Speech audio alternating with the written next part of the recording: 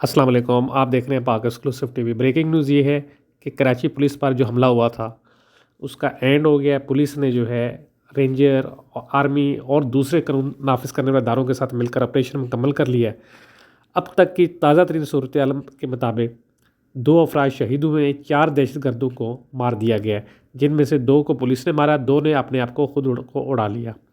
اس کے علاوہ کہا جا رہا ہے کہ جی اس عمارت میں اس وقت جو لوگ موجود ہیں ان کو کلیئر کیا جا رہا ہے، نکالا جا رہا ہے تاکہ دیکھا جا سکے کہ اس کے علاوہ کوئی افراد زخمی تو نہیں ہے۔ سندھ حکومت نے اس بات کی تصدیق کی ہے اور پولیس نے بھی اس بات کی تصدیق کی ہے کہ آپریشن مکمل ہو گیا ہے اور اس وقت تمام جو دہشت گرد تھے وہ ان کی تعداد اب تک 4 بتائی جا رہی ہے، ان کو جو ہے مار دیا گیا ہے اور عمارت کو کلیئر کر دیا گیا ہے۔ یہ ہے اب تک کی بریکنگ نیوز۔ اس کے علاوہ تقریباً 10 افراد جو ہے زخمی ہوئے، اس میں پولیس اور رینجر کے اہلکار شامل ہیں، وہ جناح اسپتال میں زیر علاج ہیں۔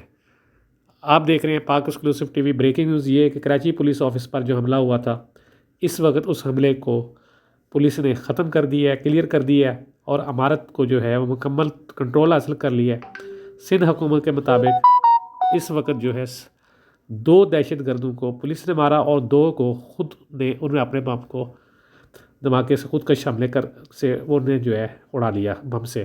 اس طرح جو ہے یہ عمارت کلیئر ہو گئی ہے اور اب تک کی تازہ کراچی میں نیوزی لینڈ کی ٹیم نے دورہ کیا، اس کے بعد آئیڈیاز ہوا، اس کے بعد امن مشقیں ہوئی اور سینکڑوں کی تعداد میں غیر ملکی اب آئے، لیکن دشمن کو شاید یہ بات پسند نہ آئی، اس کی وجہ سے آج کی یہ کارروائی ہوئی۔ تو کیا PSL جاری رہے گا؟ جو غیر ملکی کھلاڑی ہیں ان کا کیا فیصلہ ہوتا ہے یہ تو پتہ چلے گا کل یا آنے والے 2-4 دنوں میں، لیکن یہ بہت بڑی کارروائی تھی جس کو پولیس نے جو ہے مکمل طور پر ناکام کر دیا ہے اور پوری بلڈنگ کو کلیئر کر دیا ہے۔ اور آپ ویڈیو دیکھ رہے تھے پاک ایکسکلوسیو ٹی وی پر۔ ویڈیو دیکھنے کا شکریہ۔ اللہ حافظ۔